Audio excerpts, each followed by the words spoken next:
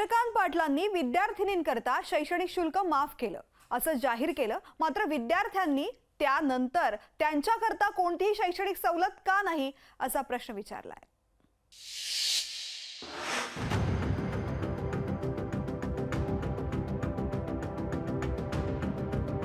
महाराष्ट्रातल्या कुठल्याही माझ्या बहिणीला मेडिकल इंजिनिअरिंग पॉलिटेक्निक जेवढे 642 कोर्सेस आहेत, नव्याने 200 कोर्सेस आपण वाढवतो आहोत की ज्याला निम्मी फी पण नव्हती, म्हणजे त्यात BCS वगैरे ते पण आपण वाढवतो आता।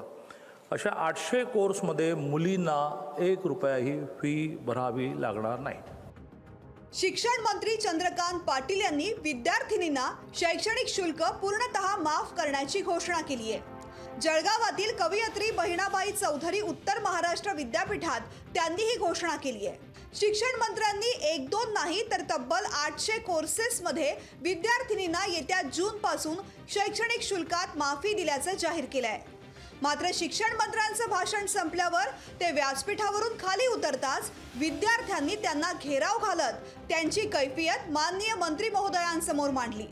चंद्रकांत पाटील दादांनी सांगितलं की बुवा मुलींसाठी येत्या जूनपासून काही कोर्सेस फ्री राहणार आहेत बुवा।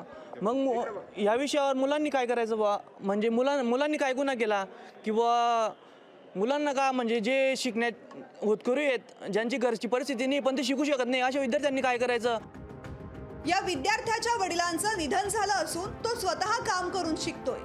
त्याच्याप्रमाणे हीच समस्या असलेल्या विद्यार्थ्यांचा आवाज बनून हा विद्यार्थी चंद्रकांत पाटलांसमोर त्यांची बाजू मांडतोय। मात्र पाटील साहेब त्यांना वेगळी कारणं सांगण्याचा प्रयत्न करतात।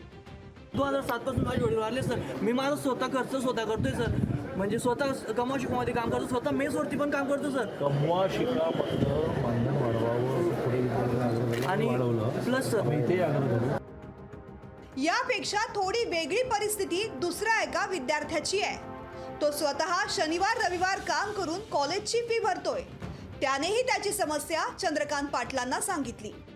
तुम्ही मुलीला पूर्ण सवलत देत आहे तर पण आम्हाला 50% तरी सवलत द्यायला पाहिजे। आता आम्ही मी स्वतः कमवतो, म्हणजे शनिवार रविवारी काम करतो, त्यांना कॉलेजची फी भरतो मी।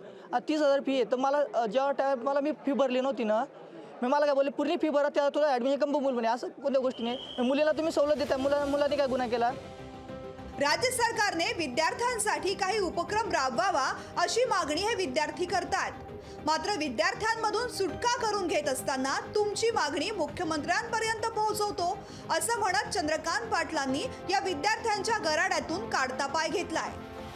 आमच्या डिपार्टमेंटला मी म्हणजे सेकंड इयरला मॅथ नसल्यामुळे मला आयटीला ॲडमिशन भेटलं सर, आणि मी संवेदनशील मुख्यमंत्री असल्यामुळे त्यांचे पण महाराष्ट्राच्या कार्यक्षम मुख्यमंत्र्यांच्या कानावर ते या विद्यार्थ्यांची समस्या घालणार असल्याचं चंद्रकांत पाटलांनी विद्यार्थ्यांना सांगितलंय। येत्या जून पर्यंत सरकार त्यांच्या शैक्षणिक शुल्काचा प्रश्न निकाली लावणार का, याकडे विद्यार्थ्यांसह पालकांचंही लक्ष आहे। कार्यक्षम मुख्यमंत्री या समस्येवर काय तोडगा काढतात हे जून पर्यंत स्पष्ट होईल। मंगेश जोशी, लोकशाही मराठी, जळगाव।